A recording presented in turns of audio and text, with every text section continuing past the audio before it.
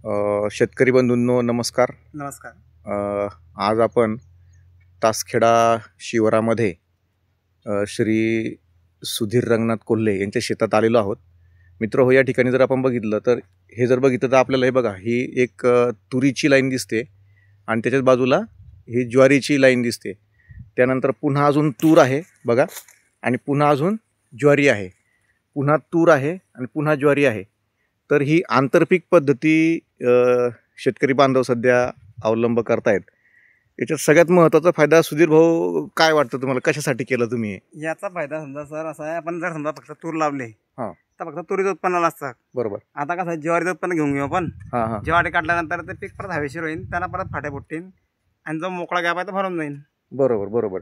म्हणजे हे अंतर जर बघितलं तर आपण 10 फुटाचं अंतर तुरीमध्ये हो, बरोबर मेंटेन होतंय. हो आणि जर आपण जर बघितलं कणीस वगैरे जर बघितलं ना, एकदम व्यवस्थित डेव्हलप झालेलं आहे कणीस. बघा, जवळजवळ 1.5 फूट लांबीचं हे कणीस आपल्याला दिसतंय. तर शेतकरी बांधवांना एक चांगला पर्याय या ठिकाणी, किंवा जर एक पीक जर गेलं आपलं तर दुसरं पीक आपल्या हातामध्ये राहतं. हो. आणि दोघं पीक छान येतात सर. हा ना, ज्वारी पण मोकळी असते हां हां, आणि तूर पण मोकळी असते. हा एक मुद्दा आहे. ज्वारीवरती नेहमी चिकटा वगैरे पडत असतो आणि अटॅक होत असतो. त्यावर आपल्याला उपाययोजना करताना, फवारणी करताना अडचणी येतात.